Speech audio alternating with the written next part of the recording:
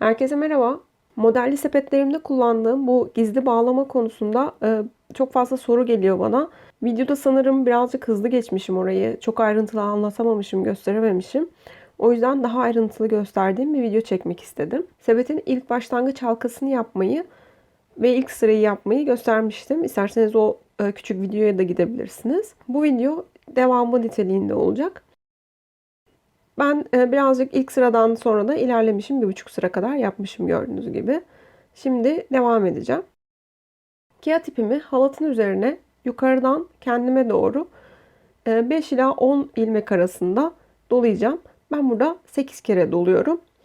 Bu 8.'sinde bağlayacağım. Ve bu birazcık sizin keyfinize kalmış açıkçası. 5'ten sık yapmak çok uzun sürüyor. Ondan çok yapmak da çok arasını açıyor. O yüzden 5 ile 8 arasında yapmak en doğrusu. Bu ilmekleri saydıktan sonra ipim bakın alt tarafta. Ortada duruyor. Ne yukarıda ne aşağıda. Ortada dururken arkadan ortaya iğnemi batıyorum ve çekiyorum. Daha sonra yukarı çektiğimde de gene araya sokuyorum ipimi. Bakın burada bir 8 oluyor. Çapraz oluyor gördüğünüz gibi. Bu şekilde bağladığınızda nereden bağladığınız belli olmuyor. 8'in bir yuvarlağı yukarıda, bir yuvarlağı da aşağıda gibi duruyor. Böyle çapraz çizerek 8 hareketiyle bağlıyoruz. Bunu sıkılaştırıyorum. Ve gene yukarı dışarıdan içeri doğru kendime doğru 8 kere sarıyorum.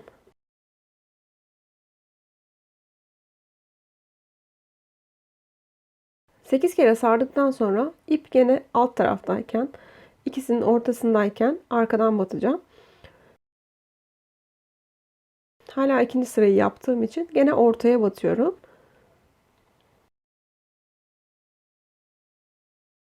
Önden çıkarttığım ipimi yine araya sokuyorum. Bir çapraz yapıyorum. Elimle sıkılaştırıyorum iyice. Alttaki ilmeklerden birisi oluyor böylece ipim. Ve tekrar 8 kere sarıyorum.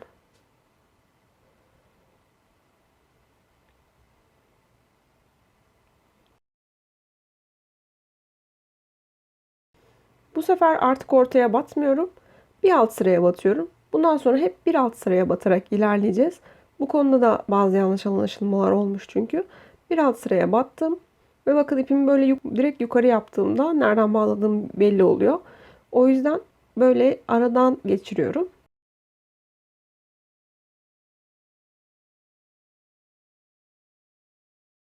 Şimdi bir de size renk eklemeyi göstereceğim. İkinci renk nasıl ekleniyor ve nasıl alt sıraya bağlanıyor. Bunun için kiremit rengi ip kullandım ben. Bu kiremit rengi ipimi ucundan tutuyorum. Bu ucu halatın üzerine koyuyorum. İpin de nasıl eklendiğini böylece görmüş olacaksınız. Yeşil ipimi de gene halatla beraber tutuyorum. Bu ipleri beraber yürüteceğim. Kiremit rengi ipimi sanki o ip hep oradaymış gibi 8 kere sarıyorum. Kiremitle 8 kere doladıktan sonra alt sıraya bağlayacağım. Alt sıraya bağlamayı yeşil iple yapacağım. Alt sırada hangi renk varsa hep o renkte bağlıyoruz. Bu modellerde ne yaptığınızın çok önemi yok. Önemli olan alt sıradaki renkle bağlamak. Çünkü bağladığımızda alt sıraya o bağladığımız nokta sanki alt sıradan bir ilmekmiş gibi görüneceği için ben kiremitle de sarsam altta yeşil varsa yeşille, krem varsa, mavi varsa her ne varsa alt sıraya alt sıranın rengiyle bağlıyorum. O yüzden zaten yeşil ipi de halatımızla beraber yürütüyoruz. Yeşil ipi bağlarken önce bu kiremiti bir halatla beraber tutuyorum. Onunla bağlamayacağım. Onunla işim yok. Bu ip gördüğünüz gibi yukarıda.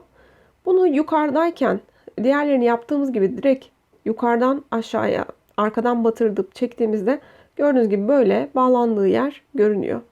Bu bağlandığı yerin görünmemesi için ipi öne çekmemiz lazım. Burada bir parça kalmış. Hemen onu bir kesiyorum. Böyle görünmemesi için hemen çıkartıyorum ben. İpimi araya getirdim. Burada birazcık kadrajdan çıkmışım. Şimdi görüyorsunuz. İpimi arkadan çekerek araya getirdim. Böyle aradan battığımda nereden bağladığım belli olmayacak. Bu 8'i önden de başlayıp yapabilirsiniz. Arkadan da başlayıp yapabilirsiniz. Önemli olan ipinizin ortadayken yapıyor olmanız.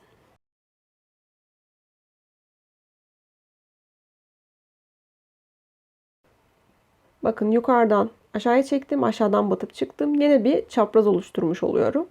Sadece 8'in alt kısmını yapmış oluyorum. Üst kısmını yapmayacağım. Çünkü üst kısmı kiremitle gidiyor. Bunu sadece alt sıraya bağlamak için kullandık. Şimdi kiremitle sarmaya devam edeceğim. Ben bu arada elimden sık sık bıraktığım için birazcık kiremit de gevşemiş. Siz bunu yaparken elinizde zaten tutuyor olacağınız için bu kadar gevşemeyecek. Kiremit ip renkle sararken yeşil ipi de mutlaka halatla beraber yürüteceğim. Yeşil de bakın arasına sokuyorum. Yeşil de sarıyorum. Yeşil orada tek başına kalmayacak kesinlikle. Yeşil de benimle beraber, halatla beraber yürümeye devam edecek. Kadrajdan hafif çıkmışım burada. Kusura bakmayın.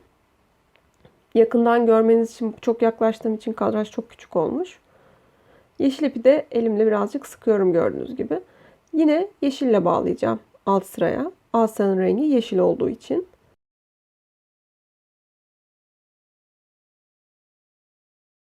Bu sefer yeşil zaten alt tarafta gördüğünüz gibi. Yürütürken böyle alttan yürütürseniz çok daha rahat olacak.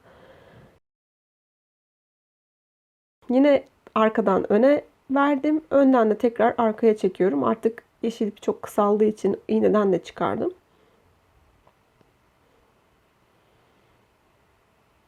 İyice çekiştirdiğimde alt sıradan bir ilmek oluyor o da. Nereden bağlandığı belli olmuyor.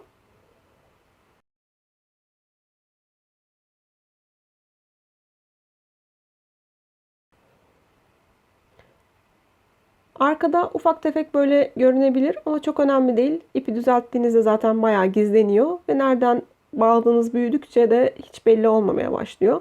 Önemli olan oldukça ön tarafının daha düzgün olmasına uğraş gösterin. Arka tarafı birazcık o kadar iyi olmasa da olur diyeyim. Şimdilik benden bu kadar. Gene aklınıza takılan, açıklayamadığım kısımlar olursa mutlaka yorumlara yazın. Elimden geldiğince yardımcı olmaya çalışırım. Teşekkür ederim.